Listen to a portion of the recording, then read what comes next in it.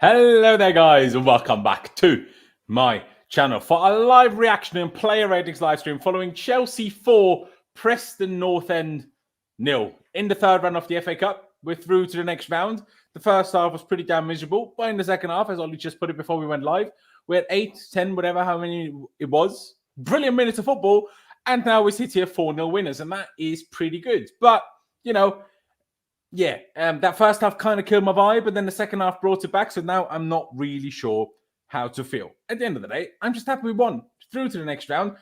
I have a question for all of you guys, and I don't want to make this a down at the beginning of it, but because we're in the Carabao Cup semi-final and should make the Carabao Cup final, does the FA Cup even really matter? Like, you know what I mean? Like, obviously, if you win the other one as well, it'd be great. But City and all the other teams are not just going to fall like flies in both cups. That's not going to happen. So our route to Europe is already Carabao Cup. Like, I don't really know. It still matters. It still matters because we have.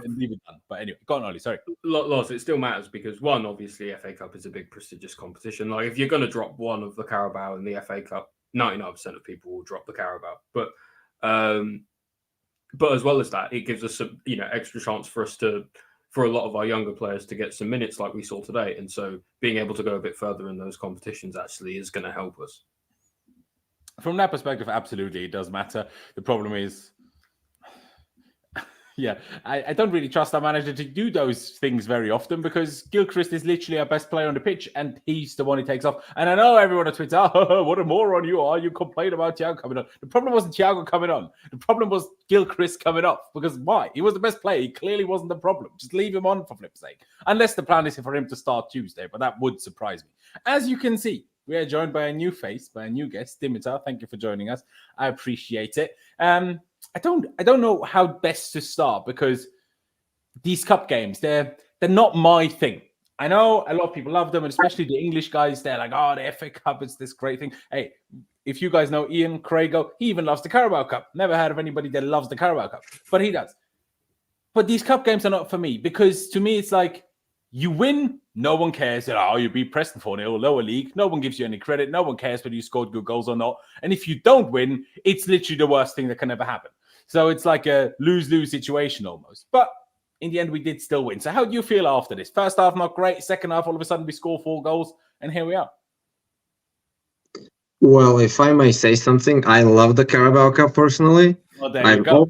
I always love all trophies because winning a trophy, even if it's the Community Shield, the feeling you get that day is something else to winning just any other football game. And I think a lot of people can relate. And I think for your first question, should we win the FA Cup or should we not invest our time in it? It depends on the draw. Let's say if we get Man City or Liverpool or Arsenal in the next round, then maybe we should get our hopes down. But depending on the draw, it's possible to get to a semi-final playing lower championship sides or lower Premier League sides. And that is, at the end of the day, what we should hope for. And if we get the luck of the draw, maybe get some games, build up some momentum, try out some new players, because we have a big squad with injuries, but we don't have a lot of room to wiggle in the Premier League. We can't test out stuff. And like we saw today with Alfie Gilchrist, giving him a chance proves he can do some things. But he will not start a Premier League game, in my opinion, without playing a couple of more Carabao Cup or FA Cup games before that.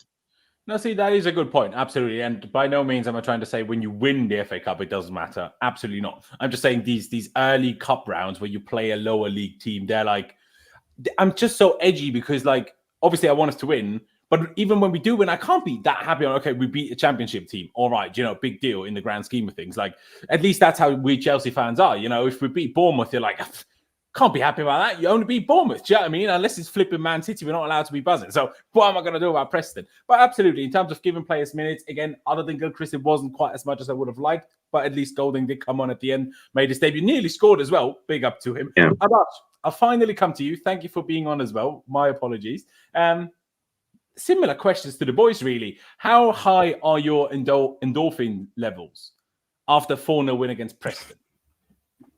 I'm not going to lie, it's not too high. I think it was kind of ruined by the first half because that performance just put me in a really bad mood.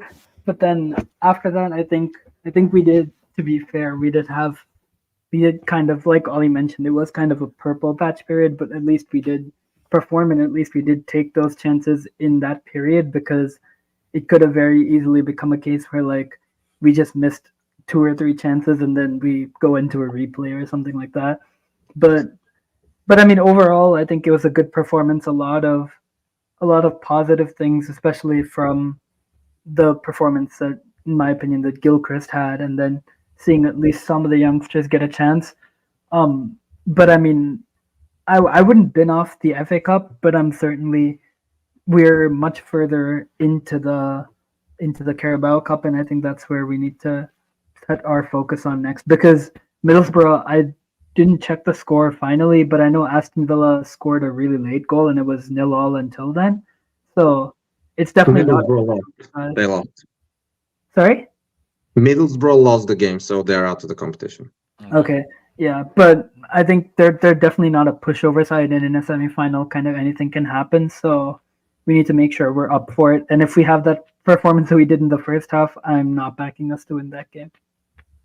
Yeah, I mean, I do see what you're saying. Obviously, if people might not be aware, we play Middlesbrough in the first leg of the Carabao Cup semi-final on Tuesday. So not far away at all. With that in mind, and I'll go back to you, Dimitar, did the lineup surprise you in terms of how strong it was? Because that's obviously there are a lot of reasons for that. Us having 10 players unavailable is partly why we can't rotate more. And that's, you made such a great point earlier in terms of then you can give players that don't get as many minutes the minutes they need. That's what the Cup is fantastic for. The problem is when you have 10 to 12 players injured all the time, you never have enough players really to rotate anyway. You're only just playing everyone that is fit almost, which is a problem in and of itself. But did the strength of the lineup surprise you, or is that what you expected? Would you have gone for a similar team? What did you think of the team? Actually, if Nkunku was fit, I would have played him maybe instead of Palmer, because I think maybe Palmer needs a break and Nkunku needs some minutes. But other than that, I don't think Poch had a choice. Like, if Lavia is injured, Gallagher is playing every minute of every game almost, unless he gets a red card.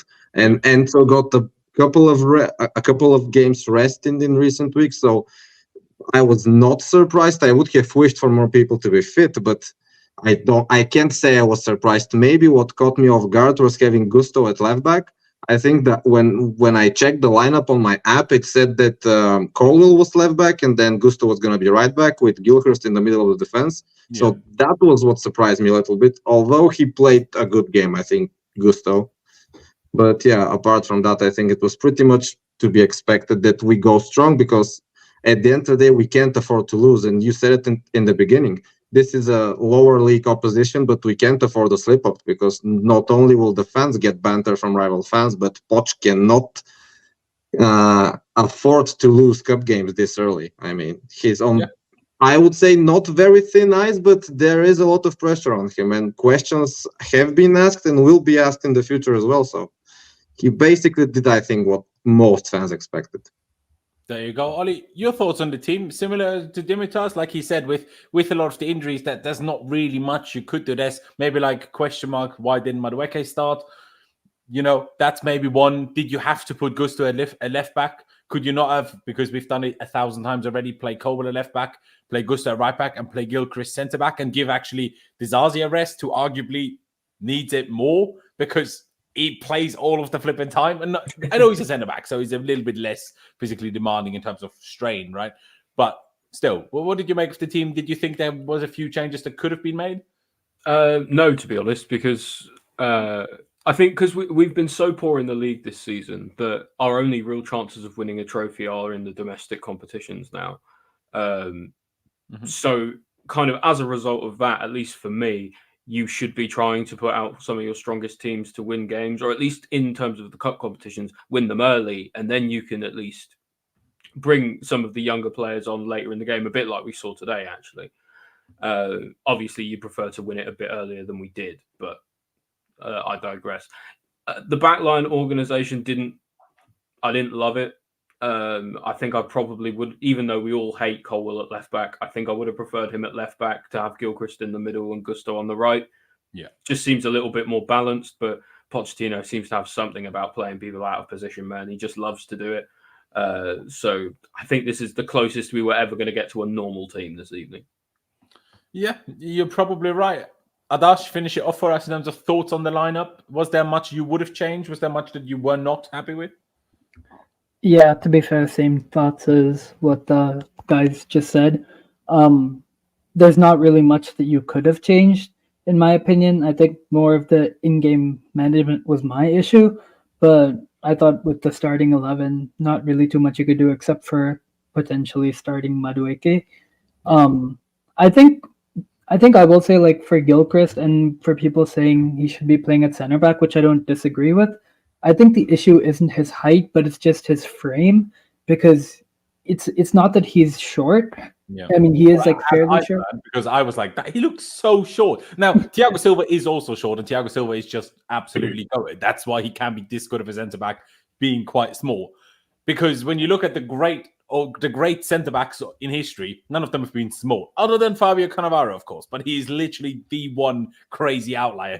How tall was he? Like 5'9" or whatever. Mental how good he was. But Mascherano was short as well, wasn't he? True, but he only turned into a centre back, didn't he? Like he started. Yeah, that's true. He started in midfield, so yeah. don't know how much he counts. So I guess the more experience you have, the more you can compensate for it, I suppose. But I think Adash, you're right. I think it's more the frame. But then again, I'm like, it's still Preston. Like, I know obviously that centre back, that striker was ginormous. I forget his name, but he was massive. So having Gilchrist up against him might not have been the best idea. Fair enough. I wonder if it's Pochettino partially trying to protect him a little bit. You know, like starting a game at fullback in the cup. Like, he's already starting a game, his first ever start for Chelsea. Could you argue that actually Pochettino is trying to protect him a little bit by having him a little bit more out wide, so he doesn't have quite as many defensive responsibilities and stuff? It's quite a lot of pressure to put on a kid who's starting his first game. But at the same time, the other side of that is, if you want him to play well, play him in his proper position that he plays, I guess. But I mean, maybe I've put too much faith and belief in Gilchrist, but I'm like, the way he plays, I'm not that concerned that he's like gonna screw up that massively. He's not gonna, like, obviously, because as a defender, that's a little bit difficult to achieve anyway. But even if he did play centre back, I wouldn't have necessarily been concerned that he'd make a massive howler. It's just, if you allow Gusto to be on the right as an attacking team, we're just better. So that's my main idea. But what I do think why Podge is playing Gilchrist at right back is, I think he is trying to, when Gusto isn't fit, while Reece James also isn't there, that rather than having to put Disasi out there, that he can put Gilchrist there. I think that's why he's now getting minutes at right back. I think that's the idea. But obviously, I don't know. I'm purely speculating. But let's get into this game, shall we? Because the first half in particular, my God, it was kind of... Well, I say the first 20 to 25 minutes wasn't like awful in the grand scheme of things. It was bad in comparison to who the opponent was, because we didn't create anything. We had, like, for the first 15, 20 minutes, we had, like, no shots at all. Then there was one moment for Sterling. Then Palmer had his big chance. So then it started to happen a little bit. But then the last 10 minutes of the first half, we were lucky not to concede almost. I know they didn't have any big standout chances, but we gave the ball away so cheaply, so often. It was just far too casual, wasn't it? It was just really, really sloppy in terms of us giving the ball away and not really. It looked like we just weren't really all that bothered, and it looked like we could push on and go do a little bit more. I don't know if it was something Pochettino tweaked at halftime or whatever, but it seemed like in the second half we played with a lot more purpose. Do you think that was the case from the minute one of the second half, or almost only once Broja scored? Because I thought the first 5 or 10 minutes of the second half was awful. Enzo kept passing the ball to the opponent. Caicedo kept passing the ball to the opponent. We had no possession compared to the first half where we had like 75 of it. But I don't know. To me, it felt like that Broja goal made it click and then it worked. But until then, it was all over the show. Yeah, but like I don't know. I don't feel like that's how it works. Like, is it the goal goes in and suddenly everyone goes up a level? It just doesn't feel like that's... No, it's just momentum, I think. Realistic to me. But I don't know. It feels more like Potts changed something, it worked, and then it continued to work. I don't know. I personally think we started a little bit more direct, because Enzo and Caicedo misplacing passes means they want to pass forward. And normally they pass sideways a lot, or they make these overlapping diagonal Hollywood passes. And when they started misplaying some passes, it showed me, for example, that we were trying to get a little bit more direct. But as Law said, I think the momentum changed when we scored that goal, because Preston just looked they looked fine before that, and after that, their head just dropped because they were like, "Oh shit, we scored a goal," and we could consider it a goal. I mean, and I think their tactic went out the window. I am not sure that Poch was very aware what was going on at the end of the first half, because in my notes, really sure Poch knows. But in my notes I wrote boring, and that's the last thing I wrote at the 35th minute of the 35th minute of the game, and it was extremely boring. The last 10 minutes I could have gone to sleep. And I think this was just the players were out of ideas, and Poch was furious. He even went a little bit earlier in the tunnel. He understood that something's wrong, but I don't think he has the idea what exactly is wrong. And I think that's a little bit more general topic for our season, but something is wrong in our way we control games and our passing through the middle, because sometimes I feel that it's like the floor is lava in the center circle of the pitch. They just want to pass over it or around it. They don't want to have the ball in the center circle. It's insane. I mean, Galadinho here, right? He comments, obviously, he's trying to joke, we need Gallagher for everything. I get his point. But even still, he's saying, you guys seen this Enzo and Caicedo midfield doesn't work, and it was just Preston. And he's not even wrong. But I refuse to accept and believe that that's because Enzo and Caicedo, first of all, don't work together or aren't good. I refuse to believe that. I think you're going to see that issue massively relieve itself once we get Nkunku back into the starting lineup, because if Nkunku plays at the 10, the one thing that he has been really good at, and the one thing I think he can offer, is just the ability to drop deep and separate and to try and offer that passing lane, which he even did in the game that he played at. I'm blanking. I think it was Luton, right? The game he started, or the game he came on. Yeah. I think even in that game you saw that, and I think that would help to. I know Luton was the game he came on and touched the ball only 4 times, and it was like barely necessary that he even turned up. Yeah, wait, it was the other game, but I think you mean who did we even? Wasn't it the cup against Newcastle when he came and that's it? Changed yeah. You're spot on. There you go. Go on, Adash. Finish your point. Sorry. Yeah, I was just gonna say once he comes back into the lineup, and then once we have Enzo, Caicedo, and Nkunku, I think. Because Enzo playing deeper has offered us, as we saw today, that kind of additional passing avenue, which we haven't really had. Because when you play Enzo closer to the box or as more of a 10, then you lose the passing range that he has. But then with Nkunku, you have the additional dimension of being able to drop deep and then creating something with that space. Whereas now today we were just more one-dimensional, because Palmer was also very high up and he was kind of drifting out wide even because he's that's what he wants to do. Yeah, exactly. Because that's what he's naturally, what he naturally wants to do. Yeah, it's such a difficult one, the whole Enzo Caicedo debate, and I'll bring you in on it as well, Ollie, because part of it is in possession where it's the problem, where they somehow seem to give the ball away easily, a bit like Dimitra touched on when we almost got a bit too direct. It's almost like they don't know what they're doing, which I'm like, again, these two people can pass the ball. They've played like. Brighton play 10,000 times faster football with Caicedo last season than we ever did. So the pace isn't Caicedo's problem. And the same goes for Flip and Enzo. Have you watched the World Cup? I know it's only a World Cup and it's international. It's a bit different. But you can still see what they can do. But for me, it's not only in possession, because I think you made a good point, Nadash. Obviously, with Enzo being high up, we lose a little bit of control. And I guess, I don't know, possession with intent sometimes, because then Enzo goes high up and wherever Caicedo and the back 4 are, we just square it around and then don't really know what to do. Enzo comes deep and it works. But I also think we lack control off the ball. And I don't really, I'll be perfectly honest, I'm not really sure how we do best fix that. But even when Enzo comes deep and sits next to Enzo off the ball, and we have a kind of a pretty flat 4-2-3-1 or even 4-4-2 sometimes off the ball, our midfield just gets walked through constantly. I don't know if the pressing triggers are not right. I don't know, but it's not working, and it's essentially not been working for. I will give Poch the first month and a half of the season. It kind of worked for different ways, but we did have control. We just had bozo moments, right? But ever since, I don't know, I would say late October or whatever, we can't seem to control games for sustained periods of times. It doesn't matter who the opponent is. Even against Preston, like Dimitra touched on, the last 10 minutes of that half, it felt like Preston were all over us. And I just can't believe how that can happen with a midfield that costs £225 million. So I don't know. We will get because into they're coached by Pochettino. Say that. I said because they're coached by Pochettino. Exactly. I mean, Ollie, just what's your thoughts? If you want to add something to that, Dimitar, after that you can too. But Ollie, go first for that one. Like, where do you see the problem stemming from? Obviously, you can say, they're coached by Poch, but even then, these are good footballers. If you see things aren't working and you're there on the pitch, do something different. Like, I hate this idea that it's like if the manager does something wrong, a good player can't adjust to it on the pitch, because that's how football works. Players are still the players on the pitch. They're not the managers don't micromanage, right? That's not a thing. If you watch interviews by the best managers in the world, they are a lot less detailed than your typical tacticos on Twitter. Like, managers aren't actually that detailed. Like, it's just about being in the right areas, be intense. You know, obviously there are detailed moments, but not when you're like, okay, fall into shape.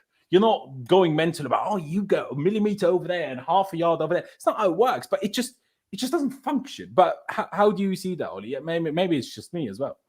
Well, I am inclined to agree with you in a lot of cases, Loz, that it feels like Caicedo and Enzo are both much better than the performances they've been showing. And it feels like, and I don't know whether necessarily this is Poch's fault or not, that they're not being utilised correctly. For Enzo, I think he struggles to know his best position. I think Pochettino struggles to know where he best is played as well, whether he sits deeper or goes a bit further forward, because he struggled doing both at times. Even before his goal today, a lot of the game today, he was struggling a lot. Caicedo is an interesting one because I think he plays in a lot bigger spaces, it feels like, here at Chelsea than he did at Brighton, where they were lots of small, little, incisive passes, and he's operating in a lot more space, and he's having to adjust to that. And as well, that whole midfield dynamic between those two isn't overly physical either. Caicedo's decently physical. He's not that tall. Enzo isn't really all that physical or tall at all. So someone like Gallagher or Lavia is kind of needed for the balance. And I think when Gallagher did come on, it did make a bit of a difference as well, in that sort of having a little bit more of a physicality in the midfield. But it creates a bit of a problem for Pochettino when you've got a midfield partnership, a midfield pivot like that. Like you say, Loz, it costs over 200 million quid. And he doesn't seem to be able to work out how to get the best out of it. Is that on the sporting directors? Is that on Pochettino? Is it on the players themselves or the coaches or whatever? I don't know. It's hard to know where the blame truly lies there. Yeah, it's true. I think this is, by the way, why he does this whole pushing Enzo up so much, because he doesn't really seem to make it work when they're next to each other. So I'm not sure if I'm interpreting wrongly here, but I feel like that's his solution. If I push Enzo higher, then Caicedo can dictate on his own and Enzo can get involved in chance creation, but it just doesn't really work. I say that Enzo did score, so maybe he did get involved in attack to some extent today. Dimitar, was there anything you wanted to say on why, maybe in your opinion, the whole Enzo Caicedo pivot doesn't work? Obviously, we have Lavia coming back at some point, but I know he turned 20 today. Happy birthday. It's crazy. The guy, we signed him at 19. Nearly 7 months later, he turns 20 and he's only played one game. My God. 20 minutes. Yeah. Brilliant. But Dimitar, your thoughts on the Enzo and Caicedo issues or whatever you want to call it? The thing is, I can probably talk 40 minutes on this topic, and I will try to make it very short. I think there is one point which people should realize, which is not Pochettino's fault. If you remember last year, we sold Jorginho and we bought Enzo, and that was basically a direct swap. Enzo inherited everything Jorginho used to do. And the first 2 months when we had a settled system under Potter, even though the system was not great, it was pretty much settled. Enzo looked phenomenal at times. And then the more we got into reshaping the team, and then under Lampard and now under Poch, the more we destroyed, so to say, our former system, the worse he looked.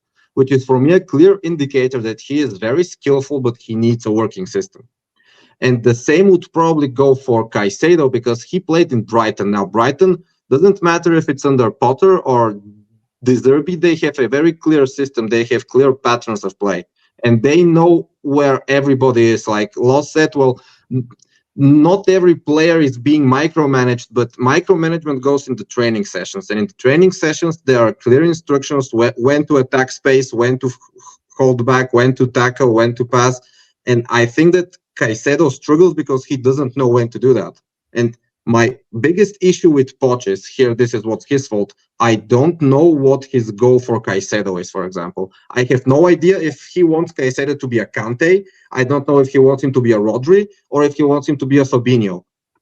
And I'm not sure Caicedo also knows what type of midfielder he wants to be, because sometimes he makes a really good tackle and he passes the ball quickly. And then sometimes he's nowhere near the opposition players in midfield and he can't do anything. Sometimes he's running with the ball very well and he goes into space. Sometimes he makes 10 or 15 like 3-yard passes in the span of 5 minutes where we just recycle possession. There is like, I can see a pattern, so I can realize, okay, Caicedo's job is, for example, to be like Kante. He has to tackle quickly, he has to be physical, even though he's not very big, and he has to pass the ball quickly. Or he has to be like Rodri. He has to be like physical. He has to impose himself. He has to control the tempo of the game. I really don't know what Poch wants from him. I agree. And I feel also the defenders don't know that, so they don't know when to pass, when to overlap, when to hold the ball, and also the midfielders.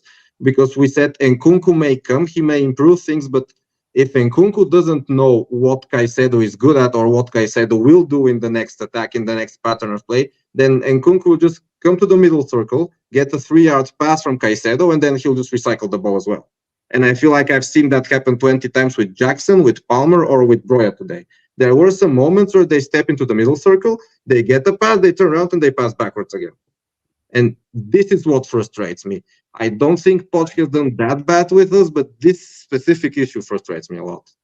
No, I agree. It's just, I mean, you've. I'm not trying to say you overcomplicated it, but what you've explained, I think if you dumb it down to like a phrase, I just don't think we have attacking patterns that we go back to every game. That's like instilled with us. Like no, you saw right, even like when Lampard first joined us. Part of Pochettino's coaching phenomenon. That like he prefers to give, especially attacking players, more freedom in the final third. But the problem is with that, especially with our young, inexperienced players, is that they make the wrong decisions in the final third because they are so young.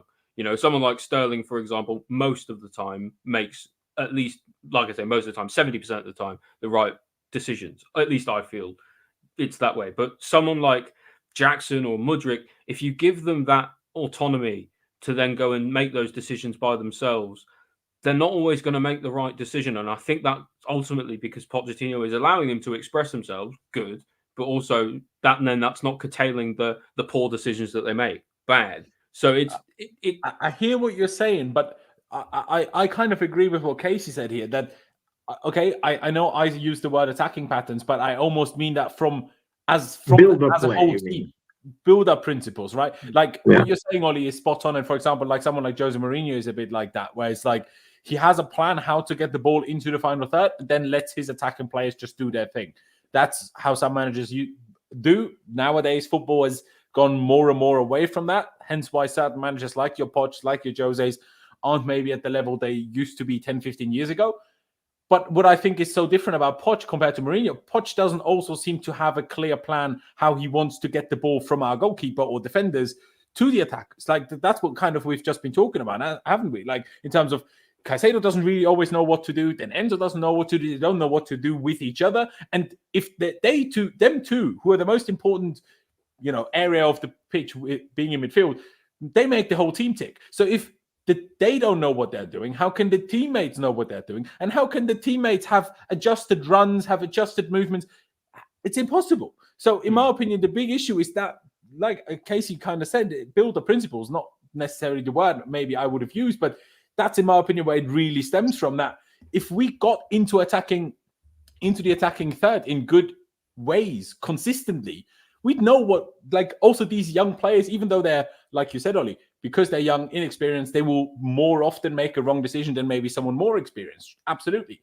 But if you give them good areas, think about Mudryk, right? How often does Mudryk receive the ball in a useful area that he's actually in a position where now I can attack the goal? Mudryk receives the ball at the halfway line 95% of the time, and then he's either trying to switch it or make it start on the run, and then he has to hope the fullback overlaps, and then something can happen. But he doesn't receive the ball going into a good area. That never happens. Sterling happens a bit more, so I'm not sure if it's Sterling doing something better or if it's tactical instruction left and right and stuff.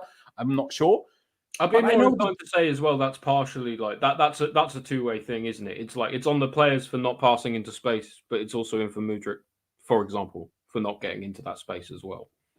Because you're not gonna pass the ball. But when you're in that slow build-up phase, you're not going to pass the ball to where a player is not, because you have to play the ball with speed in order to do that. So when you're doing that kind of slightly more slow build-up play, it makes sense for someone like Mudryk to receive the ball where he receives it. Then if he does like a 1-2 and sprints, like a million miles an hour down the touchline, then it makes sense to then play it over the top towards him. But I think when it's just that slow, you've almost got to play to feet slow and then speed up. I don't know. But his general positioning could be higher at receiving the ball. Do you know what I mean? Like, the left winger doesn't need to be the high. The left, so deep. Our left winger Mudryk is always way deeper than the right. And that's what I'm saying. It's partially and then the question is that where the midfield, because the midfielders aren't passing to him when he gets higher. Is that him choosing not to go higher, or is Poch telling him not to go higher? Do you see, like, my judgment, and maybe this is wrong, right? And the way I see Pochettino is a very Argentinian, charismatic, emotional kind of guy. If Mudryk was standing 20 yards deeper than he wanted permanently, I would assume that a manager like Pochettino, when we're literally talking about a winger, he's like 5 meters from him. He could literally shout at him and tell him, no, mate, you need to be 20 yards higher. But that has never happened. So because that has never happened, I have to assume this is what Poch wants from him. It's clearly tactical. I mean, it's clearly tactical because with him, this is the pattern. I think when Sterling gets near the edge of the box, Mudryk drops like 20 meters deep so he can carry the ball. I think this is some kind of tactic because sometimes Sterling also does that when Jackson plays on the left wing. Sterling then goes to the halfway line, starts running with the ball and either loses it or makes some kind of dribble and gets into the box. But I think it is something tactical. And I think this also goes to the issue we can't control the midfield. So one of the wingers has to go back and carry the ball themselves so we can get into dangerous spaces. Because if the midfielders could move the ball with passes and not with just running with it in your feet, then it would have been a whole different story our season, I think. But I don't know. I think what makes that whole issue that we've just discussed even worse is that we are having this issue even when we don't have fullbacks. So like if you have attacking fullbacks, making one of your wingers maybe be a bit more conservative because the fullback is always so high and so aggressive, there's some logic to that. But Mudryk is constantly playing, well, not today, I'm aware, but usually playing ahead of a centre-back and left-back who never pushes forward. So that makes it even more illogical in my opinion, right? Like on the right-hand side today, you had Gilchrist. You had no one overlapping on the right.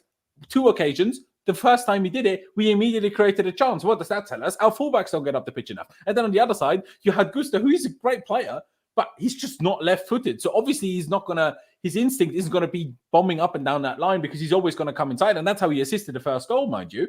But it still doesn't, I don't know. I just find it so strange. So many things that Poch does just make no sense to me. There's things that he does well, right? The way he seemingly managed to get something out of Madueke now. It's good, fantastic.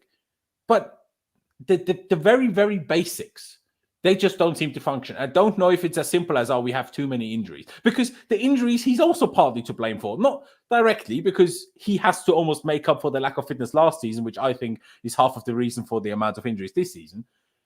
But if we're in October, I can accept all of this, right? But we're now in January. Like, at some point, there has to be a visible improvement. And that's what I think has been missing for so long. Like, it's just players getting to know each other a bit better. That's the improvement we've got in results over the last few weeks. But system-wise, tactics-wise, it's just a guessing game every time. And Poch only reacts after. Every time he goes into the game, almost the same plan every time. And then either it works or it doesn't. And when it doesn't, it takes him about 65 minutes to change it. And then it's a question of, can the players fix it in time or not? That's what it feels like. He doesn't always make the right decision to fix stuff either. Like, a good example even would be like for his substitutions today. We scored a goal, the game opened up. You want someone like Mudryk then to stay in the game because he's quick and he's going to hold their line back and he's going to be able to stretch the play, spread the width, stay down the line, or even cut inside. But the point is his pace in an open game is really dangerous. And then Potts takes him off. And he does this every single game. Same thing with the injuries. Because we have Gusto who's just come back from injury and who's our only crazy fullback. and then he decides to keep him on for 90 and bring on Gallagher and Thiago Silva for God knows what reason. By the way, breaking news, as we could have already guessed by the fact that Nkunku wasn't on the bench, even though Poch yesterday said he will be on the bench, Pochettino has now confirmed that Nkunku has injured his hip in training, and we are currently assessing.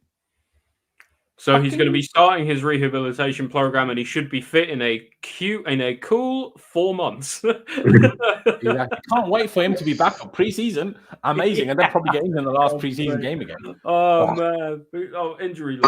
I don't know what's going on, but someone should pay some investigators to go out and check the doctors up at Cobham, because it's not normal. The amount of injuries we've had in the last 24 months is insane. Even with last season. We had 15 injured players and we still had a 25-man squad. But that was due to other reasons. But we had almost 15 injured players at the end of last season as well. I can't imagine how this happens, really. Just watch. We're going to finish like 12th or something, but Nkunku is going to be injured for the rest of the season, and then the board's going to come out with their briefings saying, wait once until Nkunku Nkunku. Once Nkunku's back next season, it's going to be a different demon. Maybe the real Nkunku was the friends we made along the way. Yeah, of course. Yeah. Like the Lavia. Oh wait. Yeah, I love it. My God, it's just shocking. It's shocking. But let's get back to this lineup screen and let's actually get going with these player rings, because we're going to be here for half an hour again. I say half an hour, 2.5 hours, I should say. Petrovic, going to be a quick one. There was one occasion in the first half where he passed it straight to an opponent. It felt like Sanchez all over again. But otherwise, first of all, he barely had to do anything, but he was good at what he did. So, but they didn't really shoot a goal much now, did they? So, 6.5 or something like that. 5, you say? So for me, an average is 6, and I'm just going to put 0.5 extra, but maybe a 6 would be more. I said 6.5. Yeah, I said 6.5. Oh, you said 6.5. Well, see, there you go. Their minds think alike. They're fantastic. Did you have much of an explanation for that? Or is it also like, well, you don't really know what to do with the keeper in a game like this? They did nothing, so like... Yeah. He made 2 saves, so... Yeah, clean sheet. Yeah, clean sheet, yeah. You don't keep a lot of those, to be fair. Yeah. So they all count. They all count. Yeah. Would you go along with the 6.5? Would you go for something different? Yeah, I would, because it's about an average performance plus the extra clean sheet, but the clean sheet is not really much of an achievement in this game, so just the extra 0.5, I'd say. Exactly. Adash, would you go along with it too, or would you go for a different rating? Yeah, same thing. The only thing I noticed, I was talking to somebody else about this, was that he doesn't seem to be very confident playing on from the back with his left foot. He seems very, very heavily right-footed, in my opinion, which is not an issue, because at least unlike Sanchez, he doesn't have this like ego where he's like, no matter what the situation is, I'm going to pass it. Yeah, at least he knows when to boot the ball out of play if something's happening. So I'm at least good with that. I'll go with the 6.5. There you go. Fair enough. Let's move up that pitch and let's move to the centre-backs. It's another one of those games where I might be disagreeing with the chat purely because I'm like, well, the centre-backs didn't really have to do much. So I don't know what rating to give them. But unlike against Luton, they kept the clean sheet. So they're probably going to get away with fairly average ratings. As for Disasi, who I felt was a bit worse than Colwill, but I'm not sure if that's actually true, if I just felt that. But in the beginning of the game, there was a few moments I'm like, what are you doing? But you look at his stats, they're not bad. You know, good passing accuracy, a couple of good long balls. I mean, ground duels 1 out of 3 isn't great, and aerial duels 0 out of 1 is also not great when you're Axel Disasi. But against Preston, that's pretty poor. Yeah, no, absolutely. Yeah, and the only situation they could have scored was when we lost 2 aerial duels in the span of like 2 seconds in the beginning of the second half, if you remember. True. And who lost the aerials? Do you know?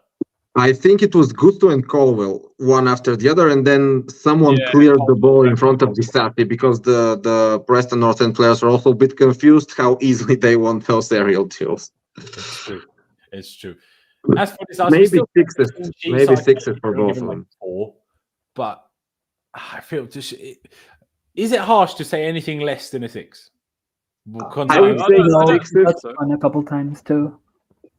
I would say 6 for both of them. Tell me what you tried to say first, because I can't hear you if you speak at the same time. Sorry. I said he did get spun at least once or twice that I remember. So I'm for my rating, I'm gonna go for a 5.5. Being nice, adding a clean sheet bonus almost, because I did not think he was very good today. I Okay. didn't think he was better than previous performances, but definitely not average, a little below average. Okay. Dimitar, you were trying to say, sorry, go on. Yeah, I wanted to say maybe sixes for both of them because I felt like they were trying to pass the ball quick at certain moments, which is not something they do very often, but defensively they were suspect for sure. Maybe 5.5 or 6 for me for both of them. It was not impressive at all. No, I agree. Ollie, 5.5, 6s, is that where you'd go for both of them too, or specifically one higher than the other? No, I give them both 5.5. I wasn't massively impressed with either of them today. There was one specific instance. It was really early on in the game, in the first half, where Disasi with absolutely under no pressure whatsoever, headed the ball back to Preston. True, literally headed straight in the air, didn't he? And then fell straight to Preston. Yeah, and I was just like, that kind of set the tone for me. It's like his play today, specifically Disasi, but Colwell was no better in my view. It was really erratic. And I think if we were playing against better opposition, we may have been punished for that, but we weren't. So fair dues. I guess we'll keep that simple and just give both of them a 5.5. I would probably personally give Colwell a 6. Maybe I'd ask you, Wood. You haven't said your rating for the other guy too. His stats are a bit. He was just more. There was more questions asked of Colwell, it seems, purely by looking at the stats. He had 9 aerial duels. Like I said, Disasi had 1. He lost that one. Colwell won 8 out of his 9, so that's pretty good. 3 out of 4 ground duels, it's not too bad either. 4 out of 6 long passes. Only Colwell's passing accuracy, that wasn't that great for an actual centre-back. 85% could be a bit higher, but there you go. Unless I'd ask you, say 6, a 5.5 for both of them. It's probably about fair. They had both couple of good moments, both had a couple of not so great moments, and again, we played against Preston. Let's not forget that. But yeah, I'd ask shout if you want to change this rating or say no, keep it. Fantastic. And then we move on to one of my new favorite players, Alfie Gilchrist. I absolutely love him. Now, am I saying he's the best player in the world? Absolutely not. But I am better than Pele. I am too. I love it. Brilliant. There you go. Full debut, first start, this time obviously at right back, is originally centre-back, 20 years old, 94% pass accuracy, 1 out of 1 successful dribbles, 2 out of 3 successful long balls, 2 out of 2 ground duels won, wasn't in any aerial duels. Hey, he's brilliant. I still do not understand why Poch decided to take him off. People will say, experience. People say this. Mate, don't talk to me about experience when he was the best player until he came off. What do you mean experience? Like, yeah, this is literally his first senior start. He has no experience. Oh my God. He has no experience at being bad. Do you know what I mean? So that's why it was good. Yeah. I would give Gilchrist, just to not overdo it, because he didn't get involved in attack really a lot, except once, and then he has created a chance immediately. I'll give him a 7.5. Ollie, why don't you go first, and I'll go to Dimitar. I'll give Gilchrist an 8. Just to have a performance like that on your first ever start, such a young age. Just really impressed with him. Like he's done everything that has been asked of him since he's come in, and he's really not put a foot wrong at all. You can't really ask for more. He plays with passion. He plays with desire, and I like him a lot. So long may it continue. Brilliant. All right, a 7.5 and an 8 so far. Dimitar, what would you give Chris? I would say exactly the same as Ollie. He did everything he was asked. So yeah, I see a lot of potential in him, and he looks calmer than he should be, because people should be more nervous making their debut for this Chelsea team at 20. But he looks calm and composed on the ball. Maybe I would like to see him want the ball more, like to run with it on the right flank. But from a 20-year-old, I don't think I can ask a lot more. So I'd say also an 8 for me as well. Fair dues. You know what? Let me not mess around. I just didn't want to go too high and everyone hate me again for being biased towards my favorite players. So I'll give him an 8 too. Adash, are you going to go along with that 8 as well? What can you even say about him? What brilliant. I just love him. I don't even know why. And exactly like Dimitar said, he should be more nervous. He should, like in the first game when he came on, people spoke about like he's maybe a bit too hyped and a bit too like aggressive or whatever. But I'm like, no, in that game, that's exactly what we needed. We needed someone to come on and give these other players a bit of a kick up the arse and bring some intensity and aggression onto the pitch. And I don't know, he comes on, I know he's 20 and I know the rest of the team is also fairly young, but he comes on and you just feel that he's been a captain at youth level. I'm not saying he should be captain now. By no means I'm trying to say that. But I feel like the way he acts, the way he moves, I feel, okay, you've experienced leading a team, while half of the rest of our team, I feel like, have no idea how to even open their mouth on a football pitch, which is one of the things that annoy me so much about so many of these players. But yeah, I love Gilchrist. Adash, I'm so sorry. I feel like I keep waffling all the time when I try to let people speak. Go on. No, I completely agree. I'll also go for an 8. I'll restrain myself and only go for an 8 because I also absolutely love Alfie Gilchrist. For people that don't know, I love the youth team, so I also follow the youth teams quite heavily. And so I've been tracking Alfie for a long time. And like you said, like I think he just gives off this kind of like aura of having natural like confidence and leadership that he brings. Even today with the calmness. I remember there was one point where he chested a ball back to Petrovic with with an attacker next to him. And I was like, for somebody on his sorry? It's a lot of composure to do something like that. Yeah, exactly. On your debut with like players that you haven't played again, the players that you haven't played with before. I think like fair play to him. He showed a lot of his positive qualities without showing as many of his deficiencies. He was also, for a young player, you might have expected him to be a little bit overeager into making challenges and committing, but he didn't do that. There were times where he would kind of wait and then win the duel when the time was appropriate, which I think was really good. And yeah, I think maybe Poch took him off so he could play on Tuesday. I seriously doubt it, but hey, you never know. You never know at this point. It's true. You never know. That was this one moment I really enjoyed where he was up against Miller, the left wing back of Preston, who was clearly a good bit faster than Gilchrist, and he knocked the ball around him. And Gilchrist wasn't going to get the ball anymore, but he somehow managed to just, I don't know, he was never given as a foul. It didn't look like a foul. It was just like physically stopping the guy from running past him without fouling him. It's like, finally a fullback that understands the concept of this, because Branislav Ivanovic used to be the prime best example of it. Everyone was faster than him, but if someone knocked the ball past Ivanovic, he just stopped them from running past him, and that's why he was still a good right back, even if he had his attacking issues in terms of crossing and whatever else. But I just love these kind of, there's been going around recently. What kind of players are your favorite type of football players? Alfie Gilchrist is the type of football player that's kind of one of my favorite football players. I'm varied. I also like your Enzos and your Mudryks, these types of players. But yeah, I love a passion merchant. I can't lie.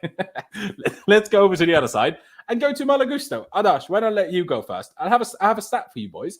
Malagusto has the most assists at Stamford Bridge this season. So fair play to him. Not that means a lot because he probably has like 4 or something, but more than anybody else. So that's good going. And again, whether he does it on the left or on the right, we all agree, I think, that he's better on the right. But the fact that he, even on his wrong side, can get involved, can not look a problem, can still be a good player, can get an assist to a decisive goal, mate. Malagusto. Obviously, there's a lot of hype around, for example, Cole Palmer, rightly so. But Malagusto is secretly also one of our best signings we've made in a hot minute, I feel like. Yeah, he's only 20 still, isn't he? Exactly. He's great. He's the same age as Gilchrist, which is kind of insane when you deep it. He's barely older than Colwell. How we view Gusto. He's barely older than Colwell. Yeah, exactly. Adash, I wanted you to go first. Go on. Malagusto, what would you rate him today? Yeah, I think like you mentioned, I think in the first half, especially when he was playing on the left, which is the majority of the game, and you could see like his qualities just weren't as pronounced as they should be and as they usually are.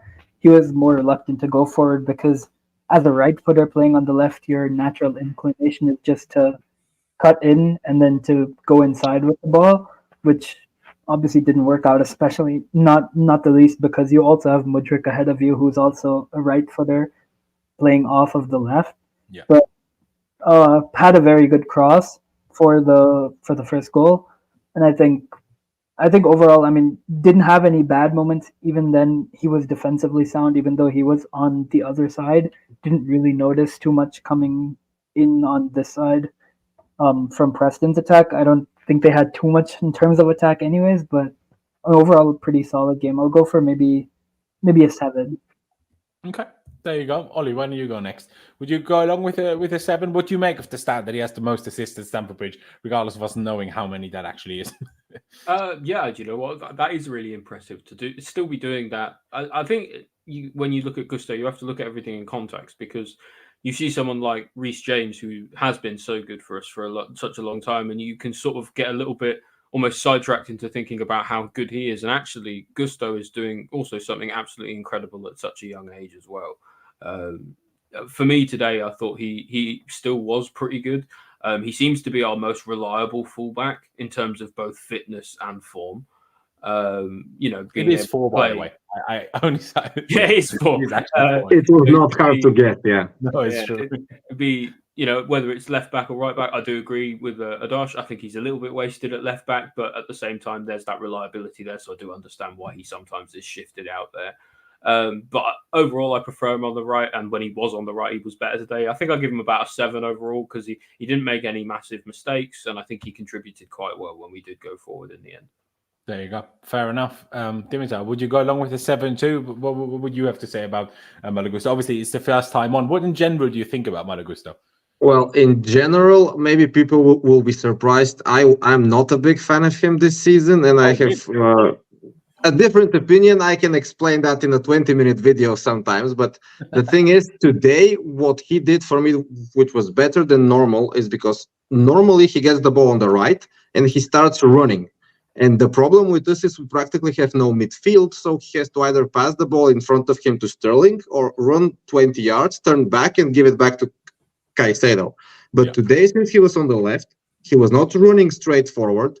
He was able to pass the ball, and I think he's very quick. And he's very quick in his feet, and he can change direction very quickly, which is something you most often see in wingers. For example, Sterling can also do that, in my opinion.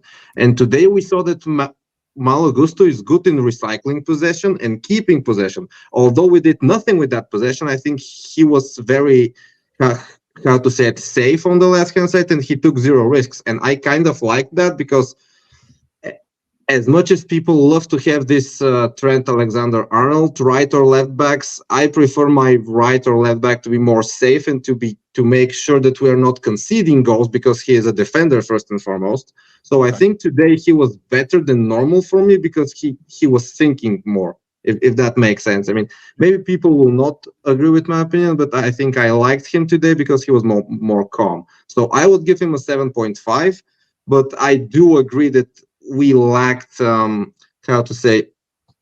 we lacked a little bit of cohesion on that left side because neither Mudryk nor Malo Gusto were used to each other. And actually, the only good thing we did in the first 60 minutes was when they actually combined between each other for the first goal. So they did. So if they knew each other better, maybe it could have been better for both of them. Yeah, it's an interesting one. It leaves us overall at a 7 because I'd probably go for that too. Yeah. I think it's an interesting take because I see what you're saying in terms of his initial instinct is to run rather than to pass. But the problem is, so often we do try to pass and then we lose the ball. And if he just runs past a few players, even if he does lose the ball, at least he loses it further away from the defense. And also, I think we've got to keep in mind, I get fair enough, it's your personal preference. If you prefer fullback, that's more about safety than it's about attacking.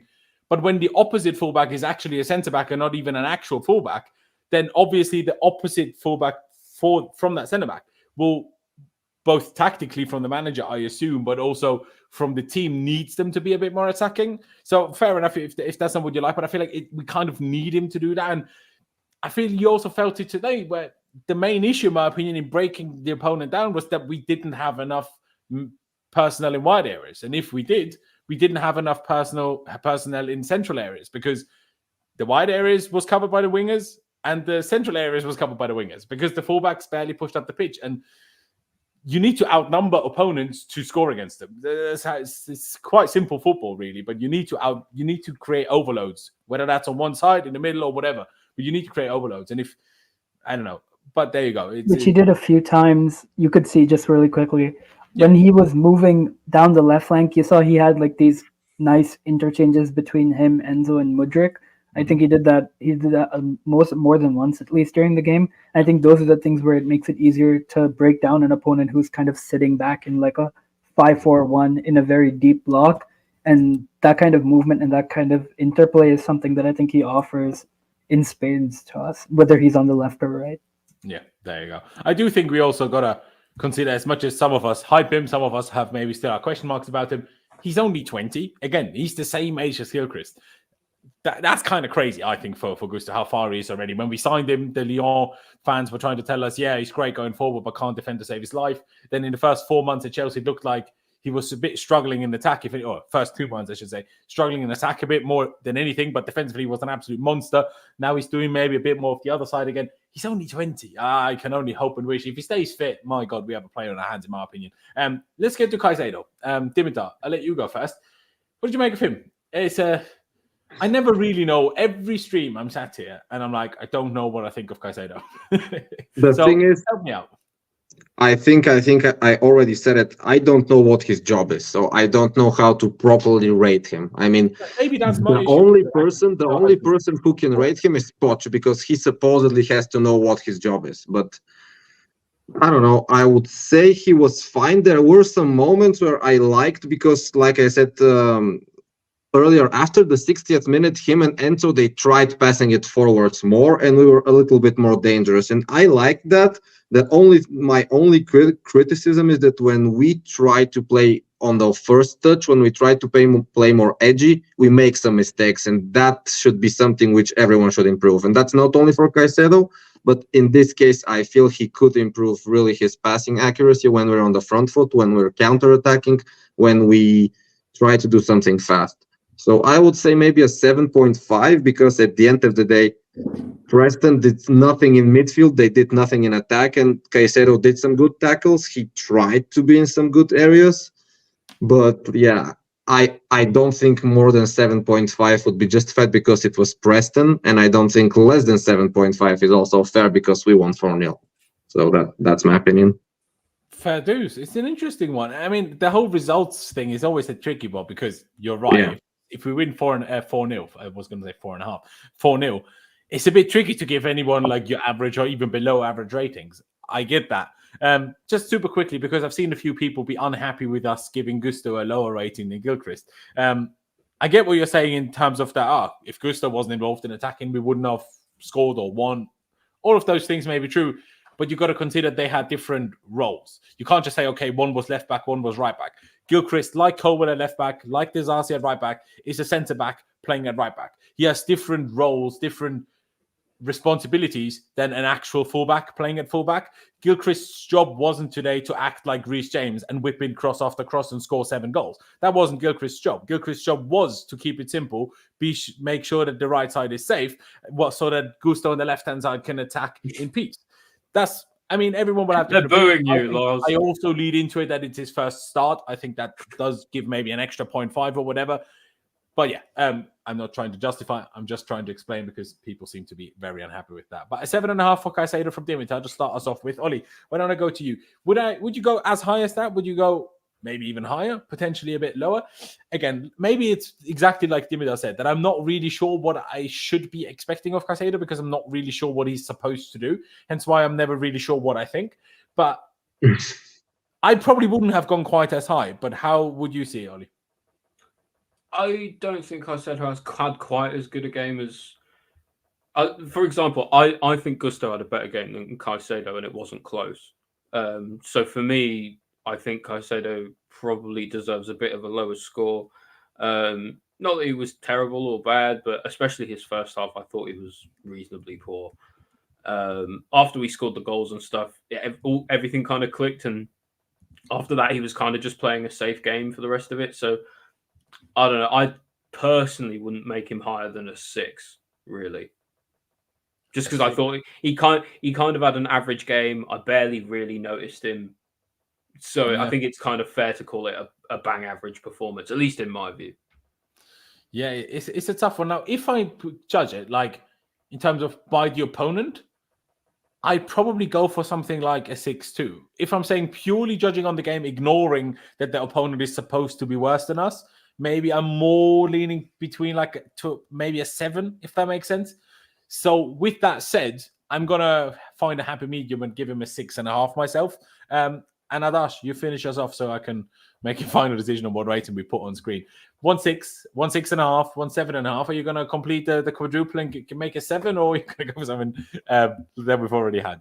Unfortunately not. I'm going to go for a 6 like Ollie did. I think his performance kind of was overstated in terms of, like you mentioned, like I also will consider the opponent, the level of opponent that we played. The fact that our midfield that cost them 230 odd million pounds was not able to dominate or assert any kind of actual like assert any kind of competence over Preston in the first half. I think I'm not gonna be able to get behind that and give him that. He's a bully plant. Sorry, I got distracted by the. Supposed to be. I think you're on the payroll. You're on the bully payroll. Mate, I wish I was on that flipping payroll. Do you know what I mean? Like, please, Bowley, put me on that payroll. You get an 8-year contract. You'd be set for life. Yeah, literally. Give me the contract, Bowley. I need it. I'll say whatever you want. Please. That is so shameless, lads. I'm so with you, though. I completely agree. Yeah, but because so far, I'm absolutely not on his payroll. That's why I sit there sometimes, and I sit in my own house, right? I'm like, just thinking to myself, I fucking hate Bowley. Do you know what I mean? Even though it's not like you can debate what's Bowley's fault, what's other people's fault. Do you know what I mean? It's a bit of a laugh. But yeah, there you go. Unfortunately, Dimitar is having a rough experience here. We are like, no, Caicedo, absolutely no chance. Can I just say something? Please go. I agree with what the other said. That the one thing which made me give him a little bit more than maybe he deserves is that Preston actually did not create anything. They had some chances, but that was mostly because of some bozo moments in our defense, in my opinion. I think that Caicedo did not shine for sure. He did not impress for sure, but Preston did nothing. So our midfield must have done something correct. Because at the end of the day, you can play so well as your opponent allows you to, and we didn't allow them to do anything. So yeah, maybe 7.5 is too high a bit, but I feel 6 is also too low. We won 4-0. I mean, 6 I feel is lower than reality, in my opinion. No, that's absolutely fair. And that's why we have 4 people here to sit at a medium of at least 6.5, so it's not quite 6. Move over to Enzo, who honestly, obviously he scored. Didn't know that much about it, and he was ever so slightly onside, but still fantastic that he scored. You should have had a super assist to Palmer, but unfortunately Palmer tried to be a bit too cold and chipped it past the goal, or next to the goal. I don't really know. Again, it's a bit of Enzo where I'm a bit struggling. I'm also struggling. How fit even is he? Like, obviously, we had the whole hernia issue. Remember when he first came off, there was this report coming out of Argentina where it's like, this is kind of a long-lasting issue. Like, it will have to be managed. He will play some games, not play other games. So I'm like, how fit even is he? Should I give him a little bit of like extra credit because he's maybe not 100%, or is he? I don't know. There was moments he did well. There was moments he didn't do that well. Do I feel that he was a bit better than Caicedo? Yes, but not extremely. And even with the goal, I'll say 7. Maybe with the goal, I should give him an extra 0.5 more. But I just don't think he deserved a 7.5. I just don't think our midfield did. Like, I don't think we controlled the game well enough to give a 7. Like, 7.5 is weird. It's almost like once you hit 7.5, we're talking very good performance. Until 7, you're like good to decent. Do you know what I mean? But yeah, so that's why I wouldn't go 7.5, even though he scored a goal. But I do see if someone, because of the goal, would say 7.5. Dimitar, I'll keep you last for this one. I'll let Ollie go first. Would you go along with the 7? You obviously only gave Caicedo a 6, so maybe 7 is quite a jump for you to Enzo. Yeah, of course, Enzo got his goal, and fair play. You know, he was onside. Lord knows if that was half of our squad, they probably wouldn't be. So you know, like, you've got at least got to give him credit for that. I think I'd probably give him a 6.5 because up until that point, I wasn't really impressed with his performance, to be honest. I like Enzo. I think he's a superior, incredibly talented player. But as I said earlier, I'm still not entirely sure he's being utilised correctly. I'm not sure he knows his best position. I'm not sure Poch knows it either. And as a result, he can sometimes be put in situations that don't cater as well to his skills. So I don't know. For me, I'll go with a 6.5, a 6 for an average performance in the extra half because he scored a tap in, really. 6.5. There you go. Fair enough. A 7 and a 6.5 so far then. Adash, what about you? You also gave Caicedo a 6. In comparison to that, what do you make of Enzo? Again, he scored, but was he outside of the goal also better for you or not? Yeah, I mean, I think there are kind of two sides to Enzo again. The one where he was kind of playing deeper, which is where you saw some of the more over-the-top passes. And even though some of them didn't come off, at least he was attempting those. And I think as he plays more of those passes, our kind of creativity increases. But like you said, I think the further up the field he goes, the more you're taking away those aspects of his game, which we also saw. And despite the fact that he scored a goal and could have arguably scored another one with the header that bounced to him and like on the 6-yard box, I think overall, like, I don't think it was a performance to ride home about. I think it was probably, I'll also go for a 7, I think, because overall I don't think there were too many positive signs. I think it was more individual moments like that pass to Palmer or the goal that he scored rather than overall having any kind of stability or control in the game, which I would expect from our midfield. Okay, there you go. Fair enough. Dimitar, finish it off for us. But, Enzo, you gave Caicedo a 7.5, even if after you said maybe it was a little bit high. But what about Enzo? Did you think he was better outside of the goal, or is only the goal what potentially rates him higher for you? I think we are starting to be at that point where we are wasting him at a very alarming rate, because when I see him play, I start seeing a little bit of Bruno Fernandez, because he's very gifted on the ball. He has a very good eye for a pass, and he always goes for those Hollywood passes. And one of 6 will work, and then Palmer will mess up the 1v1. But I don't like that he is forced to just like do those Hollywood passes instead of running with the ball or finding a quick 1-2 or stuff like that.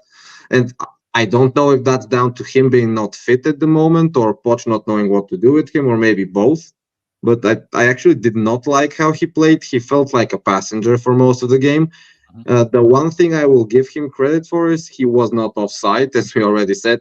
God knows how many players in the squad would have been 2 meters offside in that situation. And he scored a goal, so you cannot be overly negative about that. But overall, I think a 6.5 with the goal is probably fair, because he did not impact the game at all. And he's supposed to be one of our star players, and you want some impact from those star players. There you go. Fair enough. Adash, can you please remind me quickly, what rating did you say for Enzo? I give him a 7, I think. Question mark. I think so. I'm not sure either. If that is the case, we have 2 7s, 2 6.5s.